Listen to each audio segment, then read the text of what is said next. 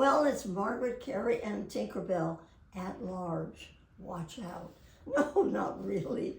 We're just having a wonderful time, and of course, I'm right now at Thanksgiving time, and I wish you all a wonderful, wonderful Thanksgiving. I'm sure you're doing that. You're going this, but I'm having a little bit of a problem with my Thanksgiving, and I'll tell you what happened.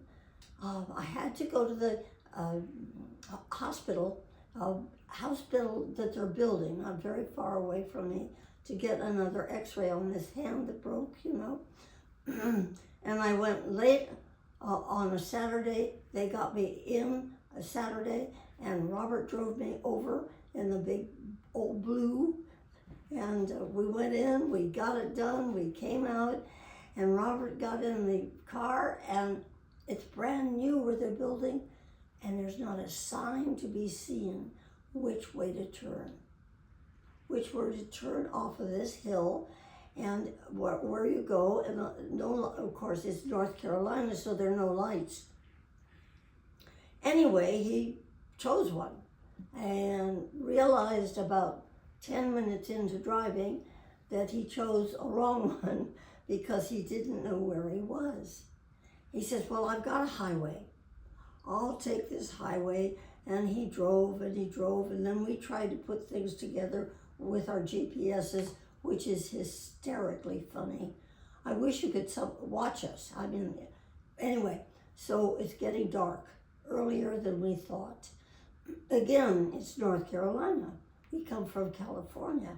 So we're driving and driving. So he turns into a street. He says, I'm going to see whether I can find any signs.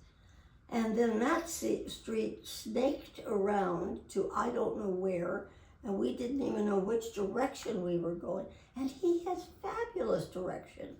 It's just at night, and there's nothing to direct you. So anyway, he gave up, and he saw this house in a group of houses that was sitting on a corner and a lovely parking space.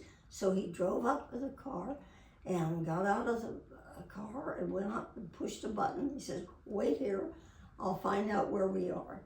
So I waited, and I waited, and I waited, and I waited, and out he comes with two people, and they're going to fix our GPSs.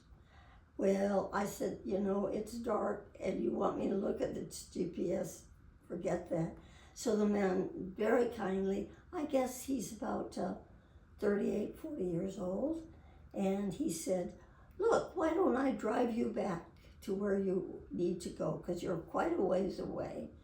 And his wife was standing there, and she said, I'll get in my car and I'll follow you. That was absolutely wonderful, right? Thank you. So they did. They took us back to Davis, where we live, with 400 other wonderful people. And so I said, put your name in my phone and your phone number, because I want to send you something, or at least want to call you and say thank you.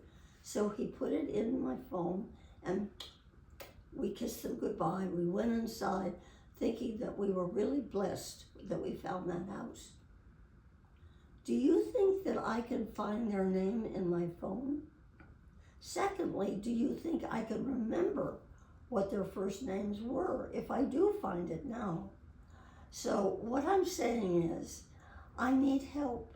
I want to thank somebody right at Thanksgiving who just, as far as I'm concerned, saved our lives that night. So if you would get in touch with my website, which is tinkerbelltalks.com, and talk to Linda Swisher and tell her what it is, that you know who they are. They're here in Wilmington, and I think his name was Jeff, but I don't know. And I think that her name was Amy, but I don't know. Oh, I would thank you so much. So make mine and Robert's a wonderful Thanksgiving, and get us the name of those people who saved our lives. In the meantime, you have a wonderful Thanksgiving of your own, and here's a bunch of pixie dust.